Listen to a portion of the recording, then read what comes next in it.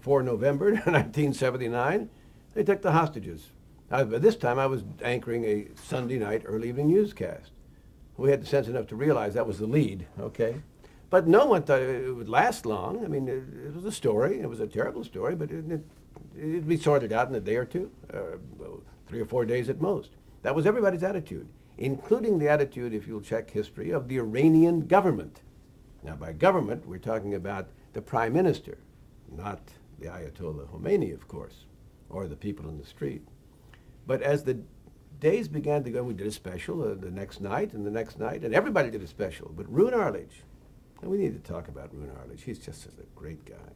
But Roone Arledge had the showman's sense. I would put, if Roone Arledge and P.T. Barnum were alive at the same time as the great impresarios, put your money on Roone. I mean, P.T., who is he anyway?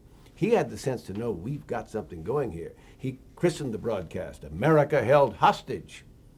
And every night, Frank Reynolds would anchor, and Ted Koppel from the State Department, and I would be at the White House.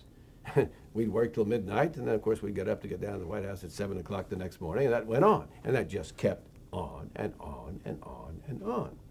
The story is famously told about how at Frank's birthday, to give him the night off, they had Ted anchor, and Ted did a good job, and that all led to then Nightline and what have you. But it was a tough time.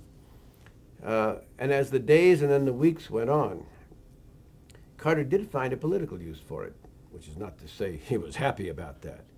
But with Senator Edward Kennedy challenging him for the nomination for the presidency in the Democratic Party, he could say conveniently, I can't go out and campaign. I'm here trying to manage this crisis. And it was very frustrating for Senator Kennedy because it was very effective.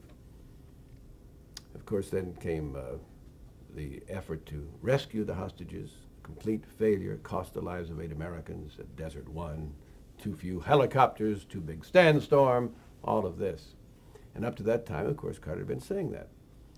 Well, he held a news conference shortly thereafter, and not one of us asked him whether he would now go out and campaign. I mean, he said he wasn't going to campaign during the crisis. So again, a lesson for journalism students.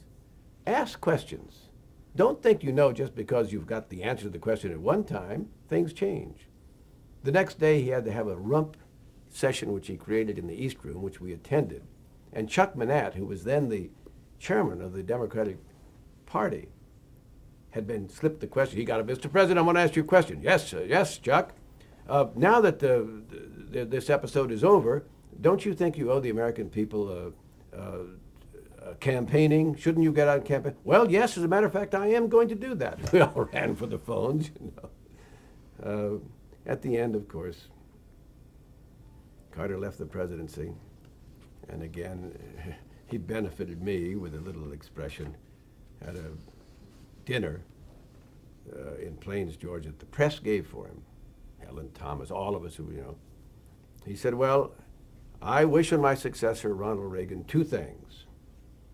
Menachem Begin and Sam Donaldson.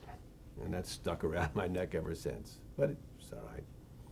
On his last day, he walked down that west front of the Capitol where the Reagan people had the wit to put the ceremony with the Great Mall and the vistas. Remember, these are Hollywood people. They know how to use picture.